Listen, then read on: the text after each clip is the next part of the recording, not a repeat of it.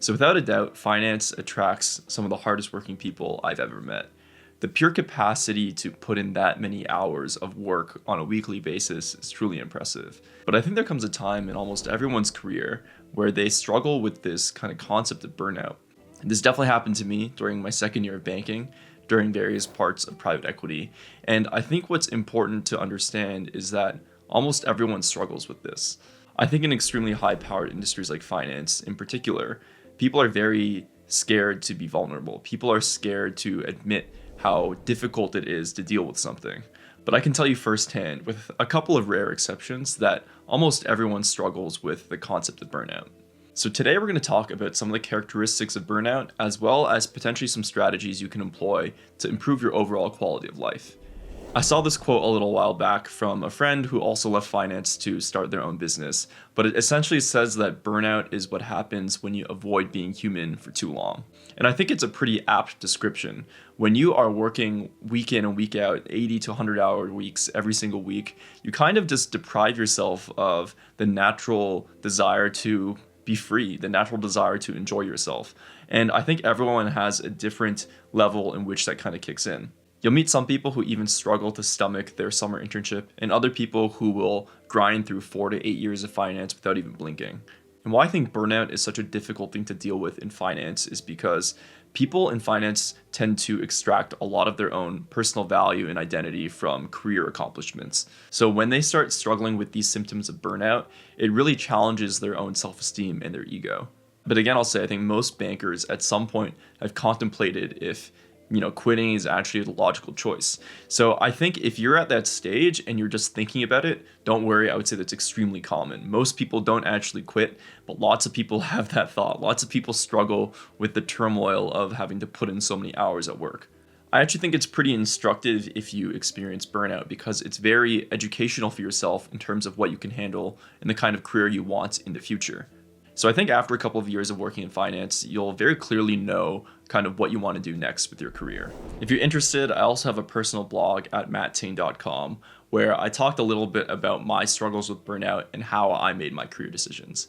I kind of want to shift our attention to what you can do on the job if you feel like you're struggling with these issues. And the first thing I think you should ask yourself is, can you get by while doing a worse job? And this kind of sounds preposterous because lots of people that are attracted to finance, they are hardwired to want to do a good job. You get good grades in school, you want to be evaluated well consistently throughout your life. And it's a very natural feeling to have, but it's one that might have a huge expense on your personal life. You should think for yourself, do you think you can get by if you only put in 70 to 80% of the amount of time that you are doing now? Do you have to be as meticulous in all of your steps? You might even think of other people in your class that don't put in as much work as you, but still get very similar results.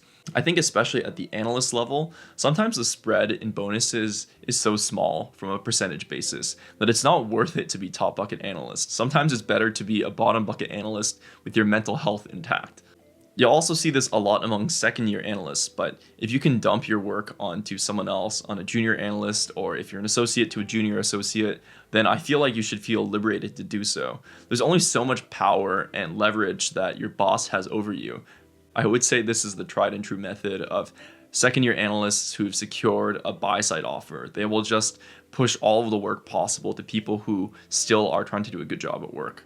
Another thing, and it seems almost hilarious to suggest, but I find that checking your work is an extremely time-consuming part of finance. If you just lazily check your analysis, and if there's other kind of safeguards in place, for example, if you're working with an associate, then you have less of responsibility almost to check your work. Because checking your work can easily be 20 to 30% of the entire time.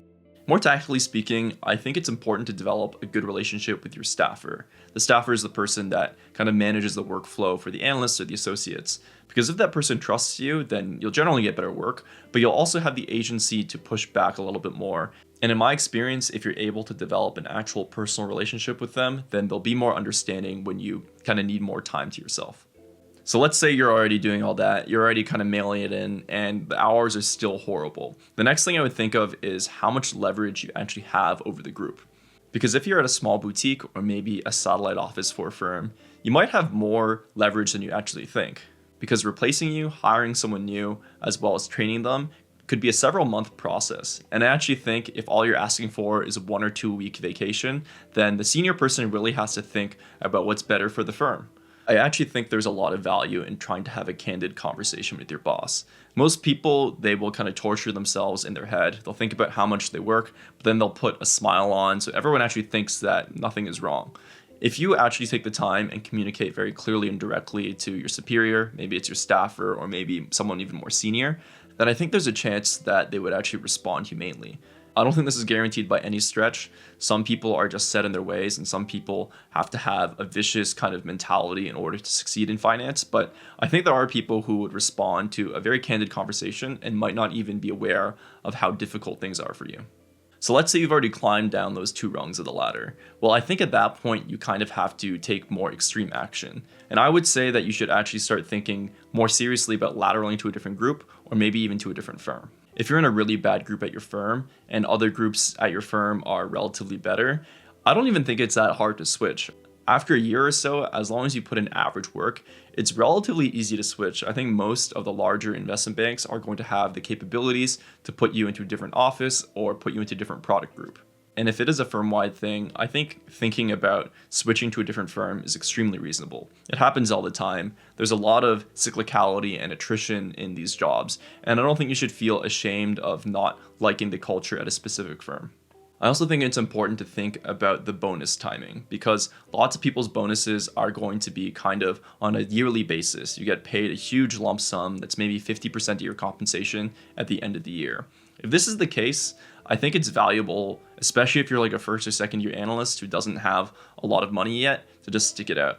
Let's say, for example, you decided you wanted to take a sabbatical or wanted to recruit for a different industry. Having even just a single finance bonus is going to give you a lot more downside protection, and I think just gives you a lot of psychological comfort.